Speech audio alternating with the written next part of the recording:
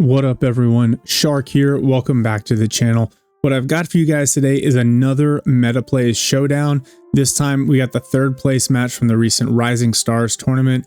They say like Rising Stars trying to highlight people that aren't pro players at the game, but what we got here is JBQUIB and Darth Meowlius, both extremely high level players sitting between 1700 1800 elo depending on their faction, top 50, top 25 across the board. Really fantastic series here. We're going to be on Road to Tunis and Twin Beaches if we go to an ace game. This being a MetaPlays tournament, 1v1 tournament, you've got battle group bans across the board, but it's just one per faction. So I don't think it has a huge impact on this, but just allows players to kind of affect that initial meta. So big shout out to MetaPlays for sending these over. And without further ado, let's get into it. All right, here we are. Game one on Road to Tunis. In blue here is JBQUIB playing DAC and immediately locking in Kriegsmariners. All right, we'll see how that works out. And then opposite him in red is Darth Meowlius. We're just going to call him Darth. He is playing Brits here in red, and he's going for his section command post and immediately an infantry section. So no immediate dingo for Darth.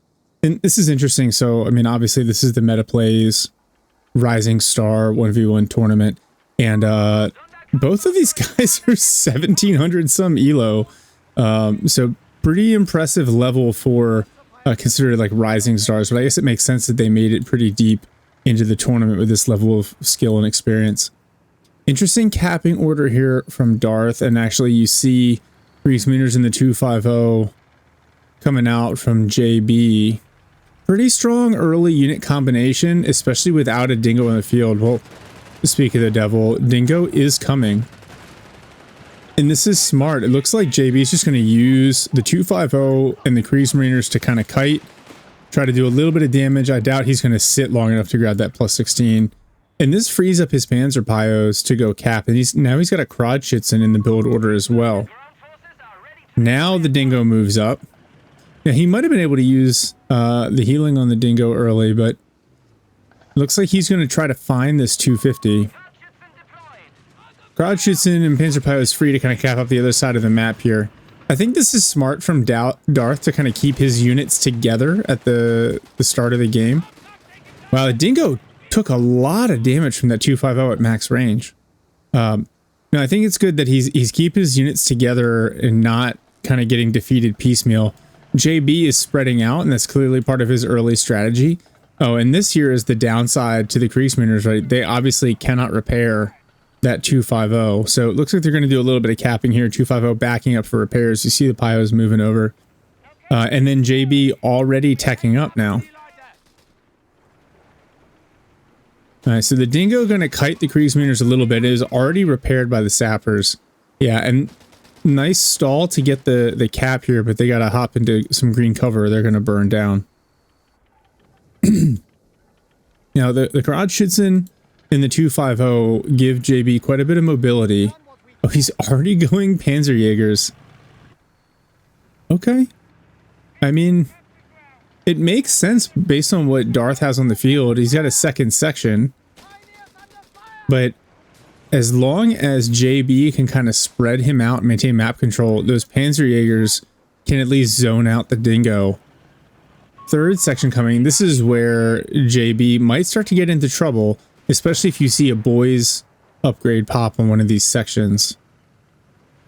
Darth recovering map control. He's got, you know, solidly the right-hand side of the map, but I think JB is going to overall kind of win the map control battle early. Especially with that Krogschützen. Section retreats, it just needed heals. Actually, neither side has lost a model yet. Do they see the Panzerjäger half track? Oh, this is so smart. That dingo is done. There's nothing. Unless the 250 doesn't chase? And actually, it takes a lot of damage from the sapper SMGs. So it's back for repairs already. Where's the dingo? The 250, he could probably find it by checking audio in the Fog of War. Oh man, all they got to do is sneeze on that thing. But the dingo back, going to be able to heal up. Yeah, that's really smart. And now Darth has gone Australian defense battle group. Okay. Here we go. A little bit of a cutoff. And this is the danger in this capping order from Darth, is he opens himself up to this cutoff play. And with the Karadshitsin on the field for JB, he's just going to soak up map control. Now Assault Grenadiers coming. I like really like this balanced build from Quib. Especially if he gets another 250 out. There we go. A couple of Panzer Pioneers beat out at range by the sections. Oh, and the STG upgrade on these Kriegsmariners. Have we seen... And combat half-tracks. That explains the durability here of this 250. Panzerjäger is just gonna set up and support. It's a shame that they did not clean up this dingo. That's a huge missed opportunity, and I wonder if it's gonna come back to haunt Quib here. Oh, he's going for tier 3. Interesting. So sounds like we're gonna see a lot of vehicles. Assault Grens, nice self-smoke there. I'm gonna say that's not the engagement range you want. Darth working on kind of grabbing up some of the free territory, and I do like the way he's played, kind of concentrated in the center. The downside is he really just doesn't have good fuel control, and that may come back to bite him. But the 2-pounder is a nice choice, especially it's out while JB's building his tier 3. I wonder if he sees that if he cancels. He's only got about 5 seconds left. That 2-pounder, the fire rate, the wide arc will chew through some of these lighter vehicles. No grenades, so no snares for Darth. All right, Humber coming. Just the one Panzerjäger on the field. Yeah, 250. Oh, yeah, just like that. There's going to be a follow-up shot there from the 2-pounder. 250 gone. The Assault Grenadiers really needed that 250 to maximize their value. They push away the infantry section. Oh, the dingo caught out of position. And STG is going to get that. That's unfortunate. Humber is just about to get here, but the 8-rod is also about to hit the field, and I think the 8-rod definitely is going to outclass the Humber, especially with the Panzerjägers in support. We're at the 6-minute mark. JB hasn't made use of his half-track call-in. And he could definitely use the 250. I would not be surprised if he went for like the LEIG and then used the 250 to cart around either the Panzerjägers or the Assault Grenadiers. These sections here, I'm kind of confused about the engagement strategy from Darth, but he looks like, yep, burns on these Assault Grenadiers. Now they can refocus on these Kriegsmariners. And actually, the Humber could chase if he wanted. This 8-rod could be a problem, especially supported by the Panzerjägers. The 2-pounder is backed way up. Now a 6-pounder coming. That's a really solid combination, again, especially against some of these light vehicles. Wow. Okay, so JB's gone for a second Panzerjäger, this time using the half-track deployment to get a second Panzerjäger squad out. Hasn't made any other battle group choices. Oh, nice mine placement there. Kind of counter harassment. And the Humber, yeah, just a little bit reduced health here. The only one sapper squad. I feel like Darth is a little bit hamstrung for manpower at the moment, but a second sapper with a minesweeper might not be a terrible choice. I kind of want to know what else he's going to do with this battle group with the Aussies, because I feel like going Aussies for a single 2-pounder probably not worth it. Meanwhile, JB. But now we see the Metro coming. 2-pounder in great position. Gets 2 hits off on the 8-rod. So that's back for repairs. Panzerjägers spot the Humber. Oh, the 6-pounder gets a good hit on that 250. It's got to keep backing up. Wow, nice kind of collapsing engagement here from Darth. Assault Grens close and force one section away. But one squad of Panzerjägers also forced off. Another one, they're just going to burn down. Yep, forced to retreat. And actually, that engagement really goes Darth's way here. He's going to be able to kind of soak up all this territory. There's no heavy AT on the field for JBQUIB, and both of those Panzerjäger squads are on retreat. Now you see grenades being teched from Darth, which makes a lot of sense. You got 3 sections out on the field, need their ability to throw snares, especially with all these light vehicles. And everything JB has is back for repairs. At the very least, the half-tracks healing these infantry. But man, that CoH3 was doing absolute work. Map control still very much in JBQUIB's favor. He's got a healthy advantage in tickets right now. We're coming up on the 10-minute mark. KD about even.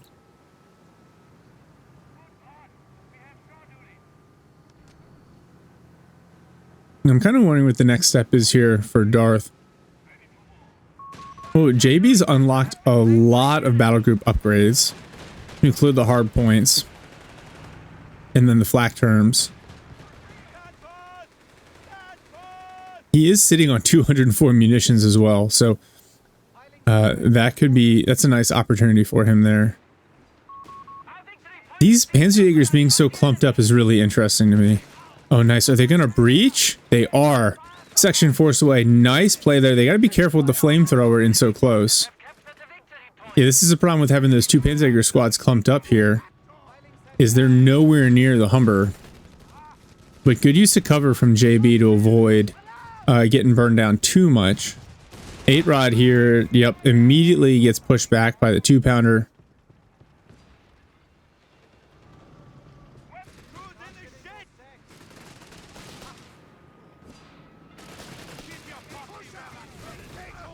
Now, Kriegsmarine, they're a little low on health. JB now attacking tier 4. This feels unusual. Now, the 2-pounder, 6-pounder combo is really nice to get some of these light vehicles, but normally if you're going to go tier 3 as DAC, you're going to want to invest into it just a little bit more.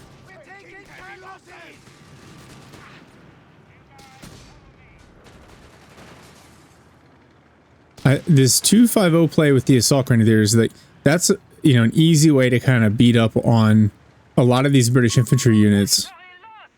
Even the Bren section, if you close up there. Oh, the grenade assault on retreat just slightly misread. It was a nice thought.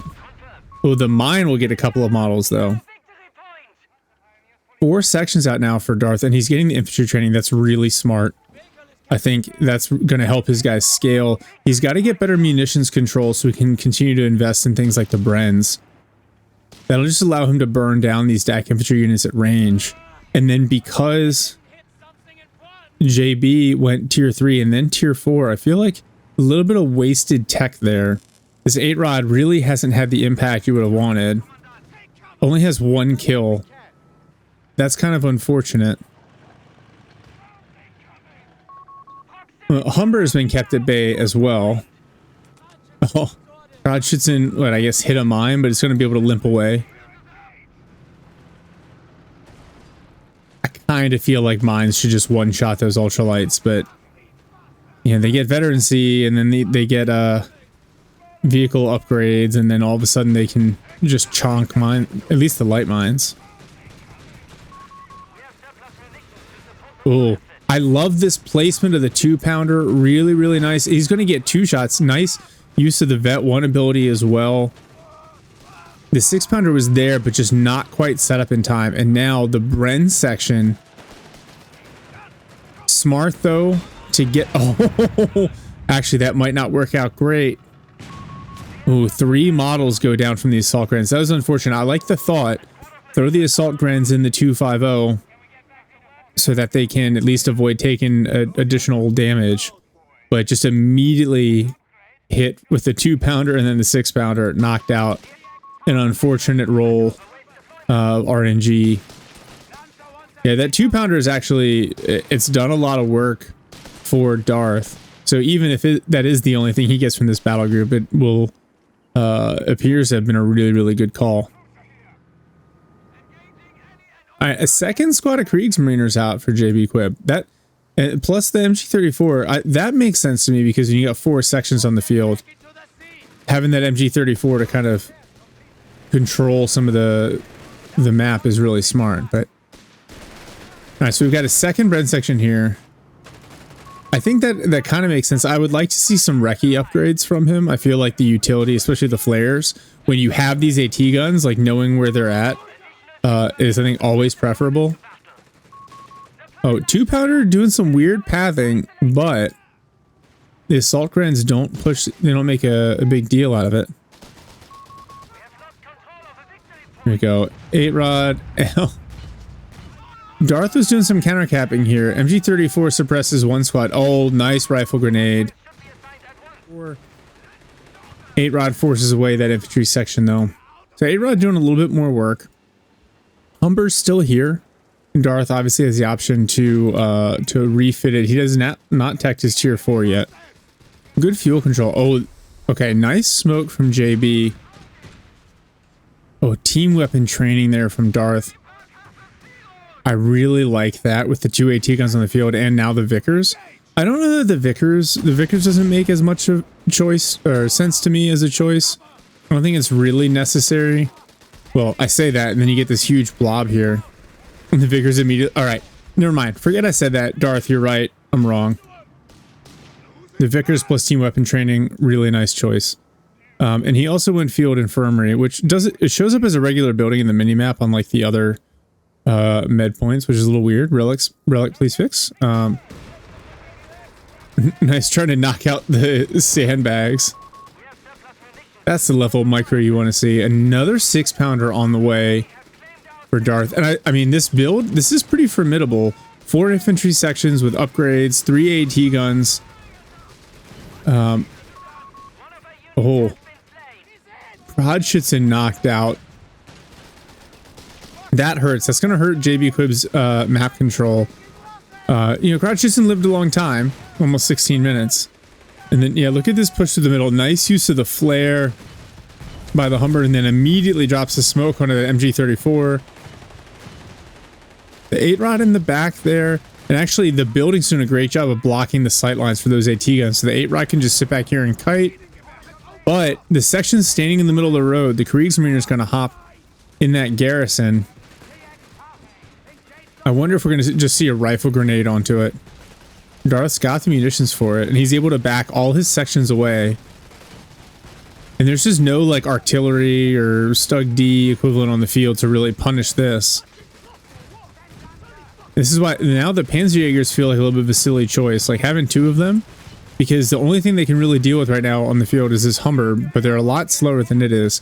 And as soon as Darth gets a tank out on the field, they're not going to be all that useful. Oh, nice volley on the Humber. Immediately goes hold fire and backs up. Nice micro there. Oh, nice flank from the Assault Grenadiers to knock out the Vickers. Oh, they tried to steal it, but it started to set up and it's going to get re-cleared. Darth needs to be careful leaving this Humber in place. Oh, JB had the walking Stuka in the build. Thinks better of it. So then he accuses him of P3, he cancels that and goes walking. I like this. Walking Stuka I think is nice. You got this pack wall here. You got a bunch of infantry sections. You can get a couple of nice wipes, knock out these AT guns. You can start to flip this match back around. KD now firmly in Darth's favor. He's about to make VPs even. That's that infantry training, some of those upgrades. 4 infantry sections on the field. You look at him just forcing a bunch of retreats here. MG34 can't adequately suppress.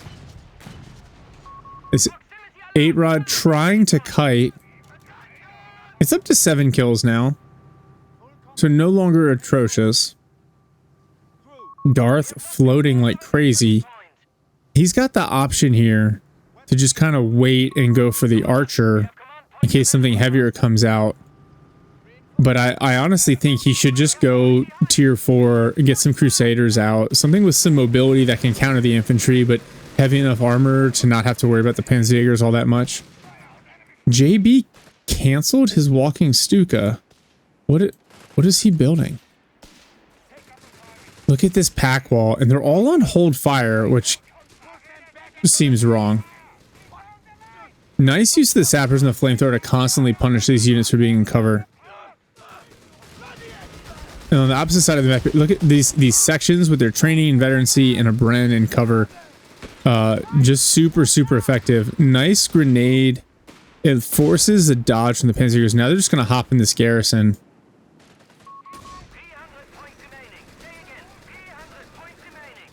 Yeah, this is just a rough engagement for JB. And JB unlocking armored reserves. He's really going to do the tiger stall. And Darth is ready for it. Oh, that Panzerjäger retreats just in time. Incredible what this one section is able to hold just in garrison with the training in the Brens. JB, he's still 2 minutes out from a tiger. Meanwhile, the first archer's on the field for Darth. And now JB, yeah, so he canceled armored reserves and he's going for a P3 now. Man, he could have had that P3 out 3 minutes ago. Oh, nice grenade, but an even better dodge from Darth. The Kriegsmariner's just getting burned down.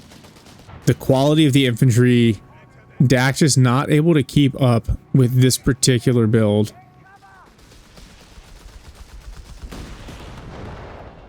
Yeah, AT gun starts chipping away at this garrison, and I think it's just going to continue to knock it down.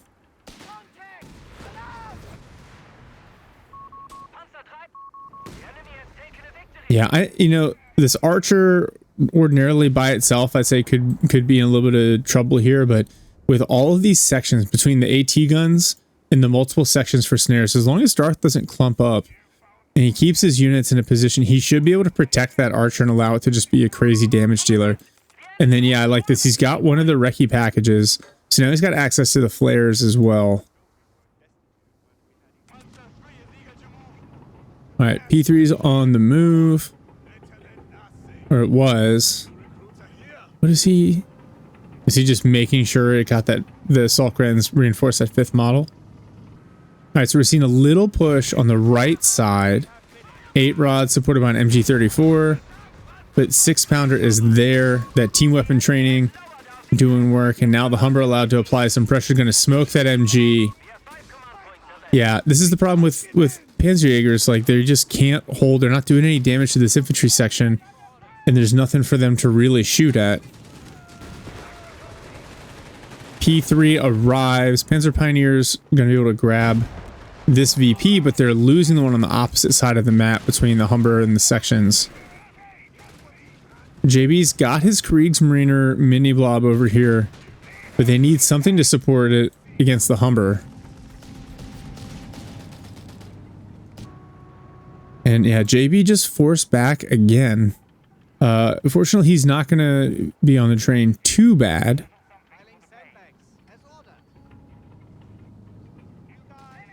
Now Darth taking tier 4. I think he sees it too. He's in a pretty comfortable spot now. Good map control, 100-point lead on tickets. Oh, Assault Grenadiers immediately hit a mine. P3 takes 3 AT gun shots. Oh no! And a 4th, the P3 goes down. That's almost, yep, and JB calls it. That is GG. So game 1 goes to Darth Meowlius, and honestly, I think he played this pretty well, and he did some stuff with that battle group that was maybe a little bit off the meta build, but it made a lot of sense. I do want to start by talking about JBQUIB though. I really liked his approach to Dak here. He ended up not getting a lot out of the Kriegsmariner battle group. It was mainly just these 2 Kriegsmariner squads. But I love the balance in the build, right? Panzer Pio, 250 Kriegsmariner, then Krodschützen, then Panzerjäger Assault Grand, another Panzerjäger MG34, another Kriegsmariner at the end. I think he was just a little bit wishy-washy in like the mid to late game about what he wanted to do. He had really good fuel control. He had great early map control. But as soon as you start seeing those sections come out, he has a couple options there. Right, 4 sections and then AT guns. Since you've already built tier 3, for me the answer is the Stug D, because you can get in there and you can start chipping away those team weapons. The armor, the front armor is really nice. So, and then Darth was kind of blobbing up the AT guns at times, which might have made them susceptible to that. You can also just bleed the infantry sections, and you can slow down the rate at which the British player can reinforce by just knocking out models left and right. Then you use kind of the mobility from the Kriegsmariners. It's a shame that he lost a couple of 250s, because I feel like his advantage, the Dak advantage on this map against Brits is in mobility, and the 250s are kind of critical for that. It can it's something that I say all the time as DAC, especially the free 250s from the half track deployment. I kind of view them as other free units. It doesn't matter if I lose them. I don't know that he was necessarily being careless, but if you can keep those units alive, get them some vet, use them to achieve some mobility, get your assault grenadiers in the right position, or get Panzerjägers deep on that Humber, you get a lot of value out of them. For Darth Meowlius, I thought he did a really good job kind of weathering the storm early, right? Losing the dingo, not right off the bat, but relatively early. And then just not having great map control for about the first 10 minutes of the game, but just being very deliberate with his sections, investing into the infantry training and the team weapon training. The combination of the 2-pounder and the 6-pounder, especially against the light vehicle build, made a lot of sense to me.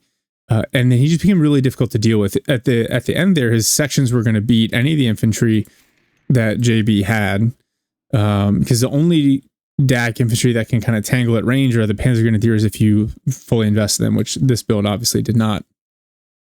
And then, yeah, I think a lot of it had to, you saw the Archer came out because he was worried about like a P3 train or Stug D, and it just didn't materialize because JB, he had like a really inefficient tech path, which is unfortunate because it'd be really nice if DAC worked kind of like Brits, where it made sense to get to fully tech out, build all the buildings, have everything available to you. But in reality, the way that DAC it has to be played at a high level is you either really go all in on tier 3 or you go all in on tier 4.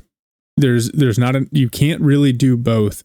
And so investing the 55 fuel in tier 3 plus the 50 fuel in the 8 rod, that is, even with his fuel income, which was at one point like 30 fuel per minute, right? That's 3.5 minutes worth of fuel. Like, you could have had your P3 out 3-4 minutes earlier. A P3 or a walking Stuka would have made sense. Walking Stuka, you get a couple of good kills. It's one of those, it's like high risk, high reward. You need it to get kills. Whereas the P3, as long as you don't walk into that pack wall, it can help you with map control. I would have liked to see, with all the fuel that he had, maybe a walking Stuka into a P3 and then start to kind of stack them up, get a couple of them. So now you can start to punish long retreat paths, use the walking Stuka to keep the AT guns off balance. Winnable, but a couple of unfortunate losses, and then I think just some equivocation and in the build kind of cost him this one in game 1. Both players really high level of play. The irony is not lost on me that this is a like rising star tournament for MetaPlays. Both these guys are almost at 1800 elo. Both of them in the top 30 with these respective factions. Very good players. You didn't see much in the way of micro mistakes, just more inefficiencies in the builds and in the capping order. I think is probably the biggest thing that would discriminate these guys from like the very top tier players. But awesome. That was actually, I really enjoyed. That was a good game 1.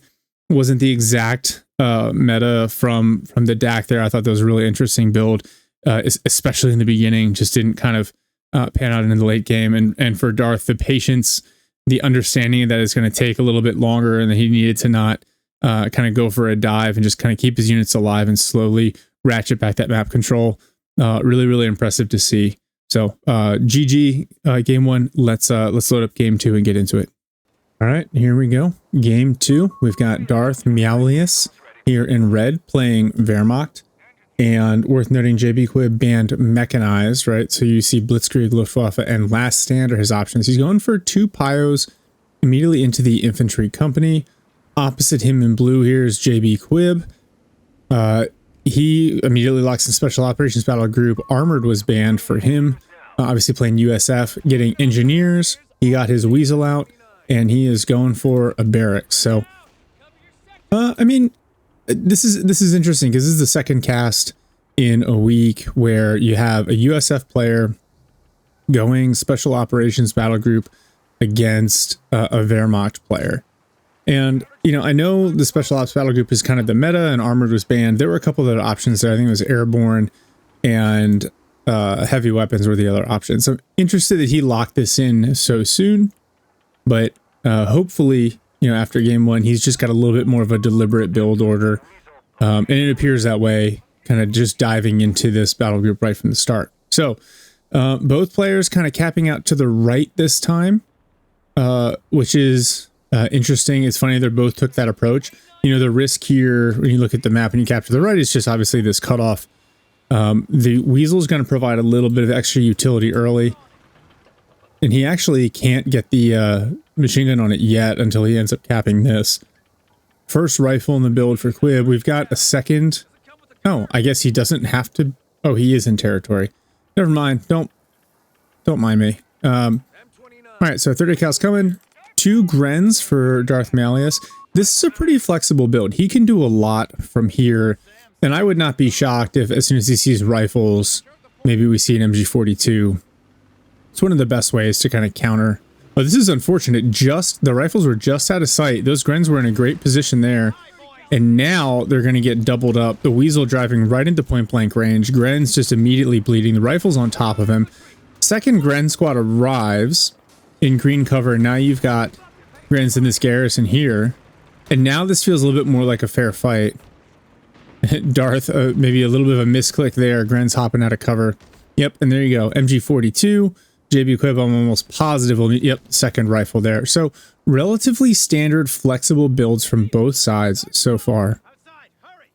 Oh man, look at this pressure. JBQUIB with the engineers already pushing this +10 fuel. These 2 Gren squads. Darth kind of moving them around as a unit, trying to do some damage here to these scouts. All right, MG42 arrives in time to save the +10 muni point. Wow, and the Weasel's already hit Vet 1. And then this is the risk to a Gren heavy build early, is the rifles are just going to outclass you unless they're outnumbered. And JB has done a pretty good job managing his positioning so far. Weasel has to respect the MG42 and actually needs to respect these Pioneers as well. A lot of guys have covered this, but the high fire rate, especially against a vehicle where accuracy, the low accuracy of the MP40s doesn't really bother it as much, means that, you know, SMGs will burn down a light vehicle like this relatively quickly. All right, so Darth going for the Panzer Grenadier headquarters, which I think is smart. He's got 2 Grens, so he can do transfer orders if he wants. He can keep Grens next to the Panzer Grenadiers to kind of get that merge. MG42 in this garrison. And I think this is smart, but nice harassment from JBQUIB. Third rifle on the way. Scout's going to kind of cap up these uncapped points to his left. Did he go comms cables on this? I can't tell. Not with this overlay. Comms cables, I think, are really nice because, especially on a wide map like this, as the enemy comes and decaps stuff, when you recap it, you get that +3 bonus each time. Although the early healing can be really nice as well, especially after the changes to casualty clearing. Not as valuable to the USF side as it was. All right, we see a 251 in the build for Darth. It's almost certainly going to be a Stummel. It is a great counter to a heavy rifle build. Darth's going to be a little bit behind on fuel here, thanks to the harassment on the far side. But this is good pairing of the Flame Pyos and the Grens. He also has a second Pioneer that he can upgrade with a Minesweeper when he needs it. Nice kiting from JB with the rifles, doing a good job of kind of making use of the new long-range damage profile. MG42 is responding just a little bit slow, but I like this. You see the positioning from Darth. He knows what he wants to do. Oh, he locks in Luftwaffe. Interesting. 251 MG42, the Weasel, that's actually... Oh, it's good. Fortunately, outside the arc there. I was afraid the arc was a little bit more this way and it's going to get beat up, but Stummel, well, soon to be Stummel, forces the Weasel away.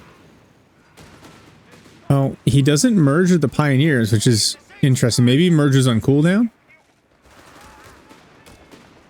Now the Stummel arrives. And this is good force concentration from Darth, and he's going to get this +10 fuel. But he's given up a lot of control on the opposite side of the map. And these rifles coming across, they can head and hop into this garrison if they want and kind of make things really difficult. It is nice, though, with the Stummel there.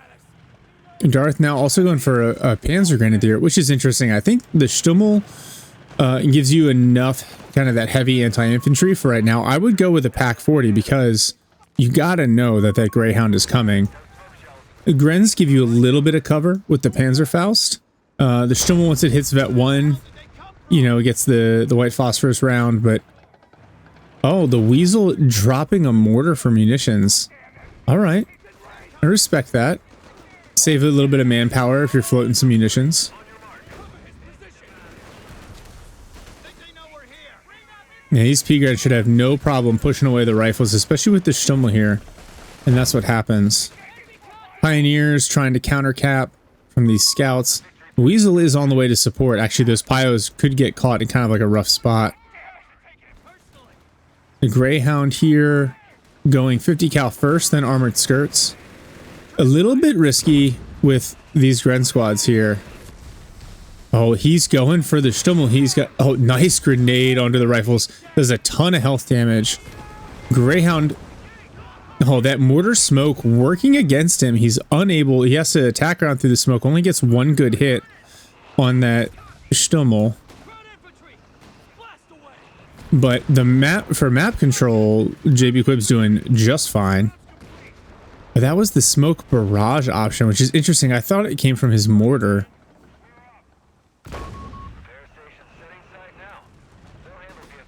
Yeah, he's got to be a little cautious. The Pack 40 is almost out with the Greyhound against those Grenadiers. You just don't want to give up, especially a double Faust. Mechanized Sports Center, nice repair point here. That'll be really useful, even with his engineers on the field. Weasel healing, you love to see it.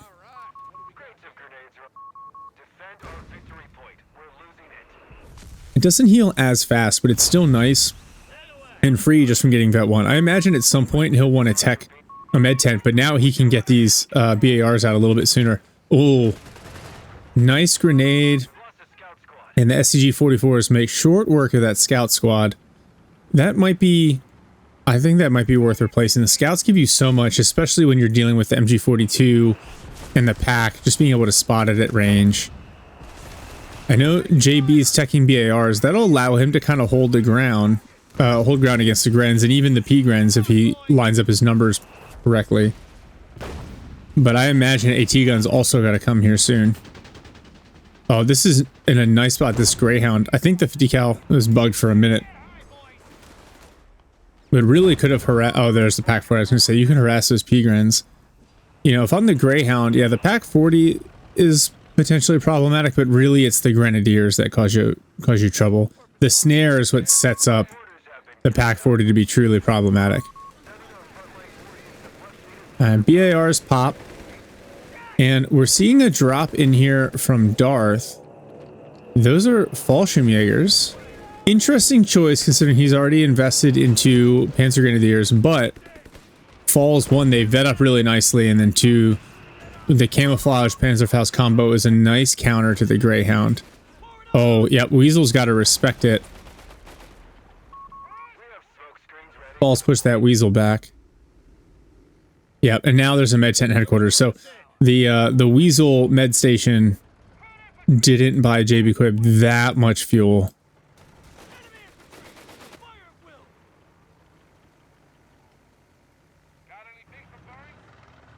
And Darth going for the med bunker and headquarters. A little bit slow, a little bit costly in terms of munitions. I mean, that's risky just in that he now doesn't have access to a Faust for the next minute or so, but the casualty clearing will be helpful. All right. I like this. Both players have used kind of a prophylactic smoke barrage to set up for pushes, which I think is smart. It shows they're thinking. Now AT gun in the build for JBQUIB. And you got to think like, you know, what's coming that you need to be careful of. And in my mind, the fuel control has been relatively even, so I'm worried about a Panzer IV. The Panzer Grenadier headquarters really doesn't impose too many fuel costs onto Wehrmacht, which usually means you'll see a P4 or a Brummbär a little bit sooner than you might be prepared to. BAR is doing a little bit of damage at range, but it's that mortar that's creating a problem. And the P-Grens, they could... Yep, they breach. Nice. They do a lot of damage. And see, none of the rifles have even hit Vet 1 yet. A little bit wild to me, but it's just kind of how rifles are these days.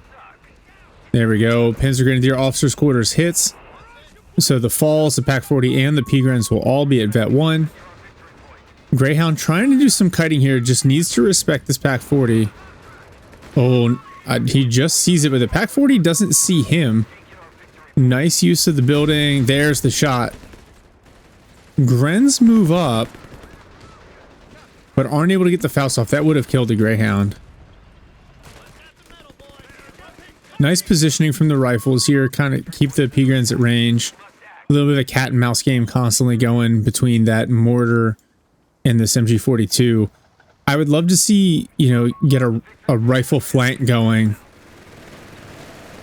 Man, but this is, you miss having that scout, and he's going for a 4th rifle. Did the AT gun splash and kill one of the MG42 guys?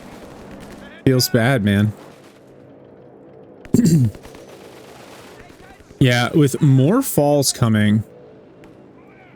Actually, that Weasel is potentially in some trouble here with the Fallschirmjägers. I don't know if light vehicles are the answer, and I don't think necessarily that more rifles are the answer. Oh, yep. There's one Faust from the Gren, and the Falls clean it up with their FG42s. Greyhound on the way over. The Falls still have their Faust kind of, you know, in the pack, so to speak, but they're just going to retreat, which I think is smart. That Greyhound could have run them down if things didn't go their way. Well, Engineers force off some Fallschirmjägers as well. Yep, there's another breach. Does he see it? Oh no, he didn't see it. Oh, he got out just in time. If he had teched grenades, he could have just immediately counter breached. Oh, that grenade, nice stick grenade from the Gren squad. That hurts. P-Gren's on the retreat path. They were going to see the bundle. Oh, that's a nice bundle grenade. Just missed. And that rifleman gonna get away. And the P-Grens, though, this is the kind of stuff that makes you feel bad. Those rifles just shooting at P-Grens in the open and they take a single casualty. That hurts. Well, a 5th rifleman from JB. My dude. I don't know that more rifles are your answer. Yeah, because see, the rifles, even with the BARs, that's a nice grenade, but they don't have the DPS to like burn down P-Grens on retreat. This is where I think the commandos are nice. Look at how much fuel Darth has. SSF commandos are just going to scale better and do better at range with the Johnson machine guns.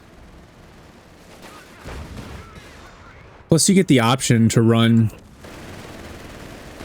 the bazookas on them when that tank inevitably pops out. JB still a minute or so away from being able to build tier 4. Nice use of the grenades here from JB.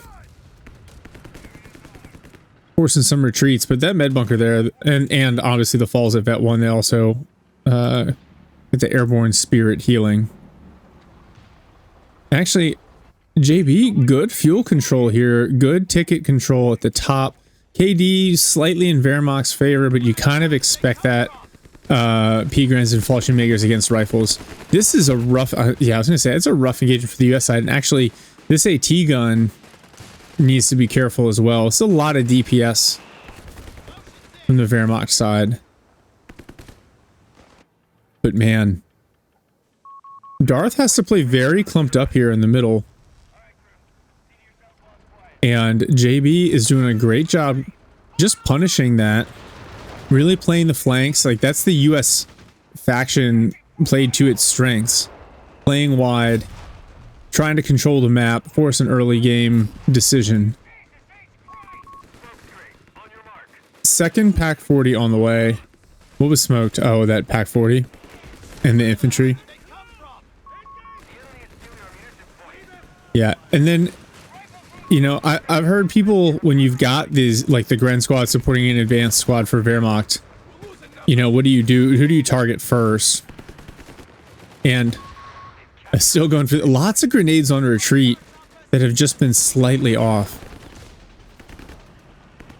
Yeah, it's one of those things, like, it can be tempting to focus down the elite squad first to try to reduce the DPS, but then when the Grens merge, they basically reset the DPS. So what I've been told is you generally want to focus on the supporting Gren squad first, force them to retreat, and since they have lower health, they should bleed faster, since with the merge, they're going to pay for reinforcements and grenadiers anyway.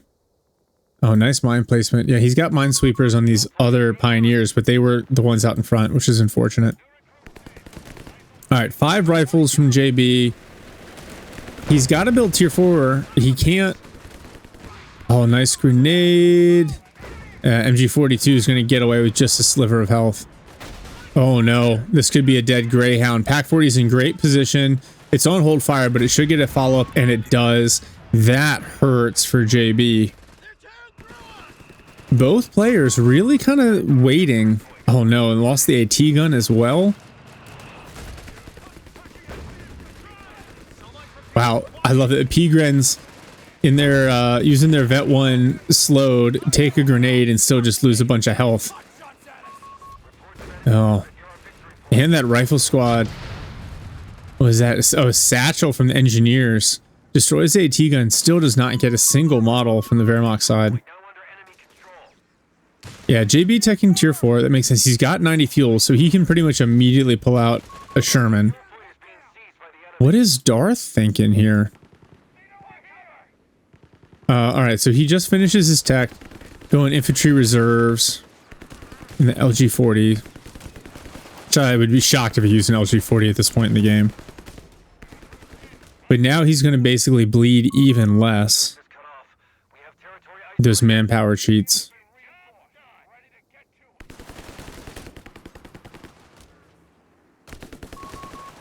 Rifles pushing that MG42. This is where you miss having the captain.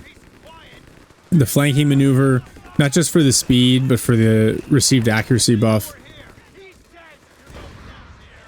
It's one of those, you know, they added the ability to bring in the captain even if you choose another support center. And I think that's one thing you see, like, all of the best players do on a regular basis. Oh, nice bundle! And that's a dead rifle squad for sure. I think that was like the 4th or 5th attempt at a grenade on a retreat path, and that one paid off. Let's see. Battlefield salvage training. Oh, because he thinks he's gonna be able to grab this Greyhound. It's a nice play. Lord knows he's got enough fuel. Because again, he's still got enough to pretty much immediately still pull out a Sherman. Which I like the Sherman with this setup. It's got the smoke, so you can deal with the Pack 40s if they come at you. And then a decent balance of anti-infantry with the machine guns. And then when that, you know, P4 eventually comes out, because you know it's Luftwaffe, that P4 is the heaviest thing you got to deal with. If you need to, you just upgun it with the 76 mils and you're good to go. All right, Sherman in the build for JBQUIB here. Wow, 2 rifle squads. This one weirdly in like yellow cover, not green. And these falls just holding on, and now reinforcements arrive, and those rifles, they just need to get out of there.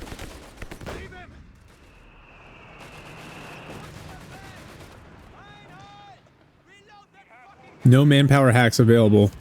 Just like that. Darth is on the triple cap. He's going to push this fuel. He's recovered the right side of the map, and he's done a really good job kind of fighting through the center with the Pack 40s, MG42, and then the Grens just in a permanent support role. It's a really nice kind of balanced build, and he, again, similar to the previous game, it feels like he understands kind of the pacing and timing and what he needs to do to get ahead. All right, rifles riding the Sherman. We see the 50 cal coming. All right, let's see what this Sherman can do. All right, P4 in the build. Again, JBQUIB lost his AT gun, so no hard AT on the field, just this Sherman to deal with the P4. At least he's teched grenades. Immediate Faustin on the Sherman. Yeah, mechanized support center. We could see like fine-tuned barrels here, heavy barrels. Oh, those falls in a rough spot. Oh, just a little bit of a whiff there on that last shot. Sherman's unable to do additional damage. And look at this. Darth is just pushed right up through the middle. He's going to grab the cutoff. And JB's got enough fuel for a second Sherman. But he doesn't want to be off that plus 10 fuel for too long. Oh, double pack 40. That Sherman immediately on hold fire. Nice reaction. It's got to wrap around through the base to avoid getting cleaned up. JB cannot afford to lose that Sherman right now.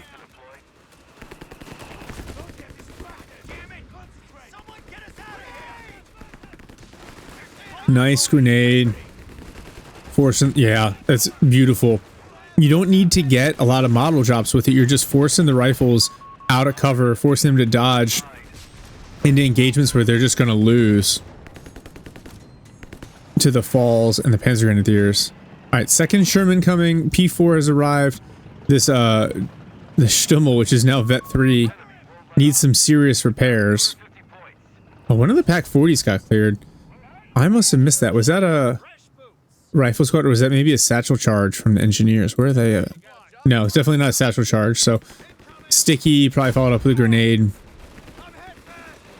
Yeah, these Vet 1 rifles with no survival training have these Vet 2 Fallschirmjägers and Panzer Grenadiers, and just like this, Darth just owns the left side of this map here. There's, yeah, JB is all clumped up. He's about to get this second Sherman, but there's a second P4 on the way. So I think he needs to be very deliberate about what he wants to do. He needs to fight together at this point. You know, if you don't own anything over here, then this cutoff really doesn't hurt you. So maybe swinging around to the other flank, and it looks like he's going to do, is a good option for him. Would love to see this engineer with a minesweeper kind of out in front. We want to avoid stuff like this. Sherman driving up. The other one can't even afford a 50 cal, so. Wow, and MG42 just kind of ready for it. Retreats early. Okay, so relatively bloodless takeover here of the left side of the map for JB. Wow, Darth is pop capped. His second P4 is just going to chill there in the headquarters building until Darth drops enough models to be able to buy it or finish it, I suppose. So I mean, at this point, yeah, if you're floating all these resources in your pop cap, you definitely want to go tier 4 veteran, like officers' quarters, side skirts, etc. Those Shermans will do. Oh wow, the range and the sight on that Pack 40. Sherman's already back for repairs. P-Grens merged, so any of those kills. And look at these rifles just bleeding to the fall, supported by a P4. Nice smoke from one of the Shermans. The Pack 40s are moving up. This is potentially dangerous. JB's getting kind of shoved into the corner here. Second P4 has arrived as well. Oh, this feels like the close the pocket from CoH3. Sherman's back there, able to escape just barely. But now Grenadier's capping this point, so he's going to lose his free repairs and be totally reliant on those engineers. Yeah, and just like that, JBQUIB is essentially base locked. There's just not much these rifles can do. AT gun in the back, but they need to outnumber the Vera squads to win, and they don't.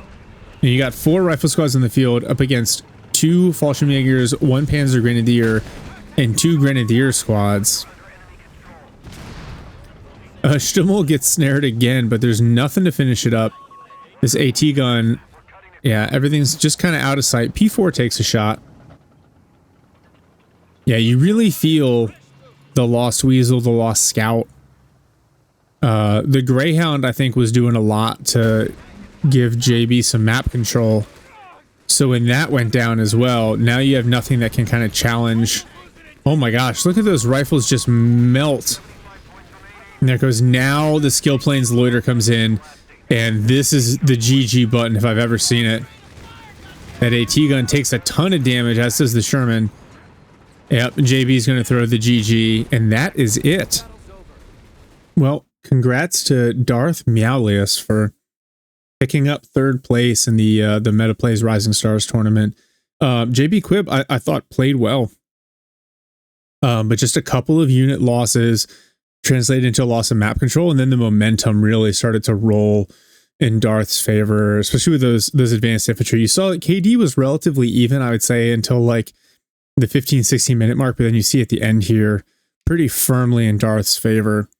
You know, 0.7 for JBQUIB, so what's the equivalent, like a 1.5 for Darth. And then the vehicles killed. I think this is what really swung the game. The loss of the Weasel, you know, not so much. It was the loss of the Scout combined with the loss of the Greyhound. You just lose so much map presence, and again, the Scout, excellent vision when you're dealing with Pack 40s, when you're dealing with that MG42, and even the like Grens or P-Grens, when they're in defensive positions, being able to spot them early and then set up your flanks. You know, when you have 5 rifles, you're really reliant on being able to set up flanks and 2-on-1s to beat these more advanced Wehrmacht infantry squads. So looking at the build, you know, Weasel engineer into 3 rifles. It was eventually 5 rifles. I think probably a little bit of overinvestment. You know, against a DAC infantry heavy build, I think the rifles do fine. Against a Ver infantry heavy build, I think you're just feeding at that point. Like early on, you can generate a lot of pressure, especially when the BARs pop early. But to continue to invest in rifles, especially when you have SSF commandos available to you, it felt a little rough. The problem with the commandos is they just start so low on veterancy compared to the Wehrmacht squads, who can of course buy it, that they also can be a little bit of a liability until they vet up, or until they get survivability. Like I said, really missed the captain. The AT guns came, you know, one got stolen just a little bit out of position, not stolen, and he had to satchel it so it didn't get captured. Second one just arrived a little late there. That lack of hard AT, it didn't matter until the P4 hit the field, but then at that point your problem was still the infantry. And you know, I kind of wonder about the choice to go SSF and then not really use any of the battle group abilities. The anti-infantry loiter might have been nice in a couple of those spots just to kind of clear out, especially because Darth was playing very much kind of kept keeping his units kind of balled up together in the center. I wouldn't say he was blobbing. I think he was just kind of laying everything in supporting positions and not overextending. That's something he did really well in the first game as well. Is he avoided that overextension. Oh, cool. We got a bug splat. So I'll just make you look at my face for a little bit as we clean this up. Yeah, it's interesting because these guys are so evenly balanced in terms of elo. And I thought both of the games were close. In fact, in both games, JBQUIB came out to a hot start, and then Darth ended up just kind of walking it back. And it's usually a combination of, you know, a little bit of patience and then the refusal to overextend, the avoiding making big early mistakes, and then JB losing a couple of vehicles. When he played as the DAC, you know, losing the Kradschützen at the 15-minute mark isn't real. I mean, that's fine. But losing a couple 250s and then the overinvestment in tier 3, I think, was problematic for him. Here, he didn't overinvest in the motor pool. You know, with all the infantry on the field, it's one of those things. 2 Gren squads, 2 Fallschirmjäger squads, the Pack 40. There's a fair amount of anti-light vehicle firepower.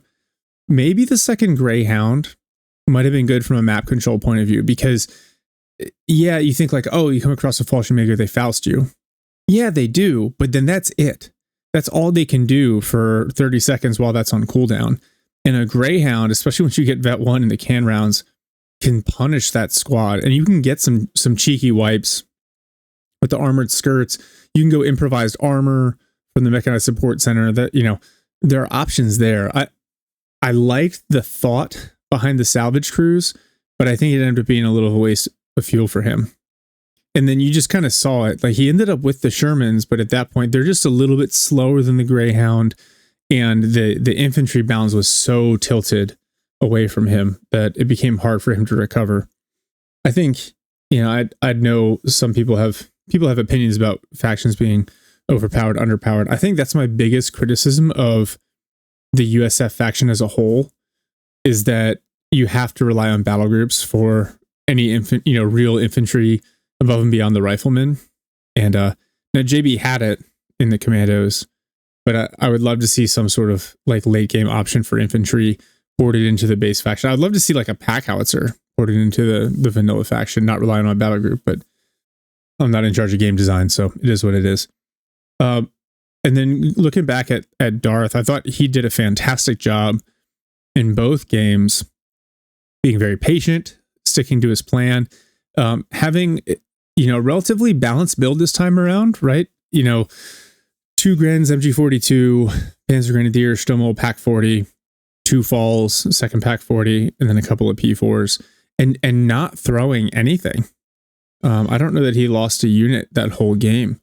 That's really impressive, and that kind of error-free play is hard to beat.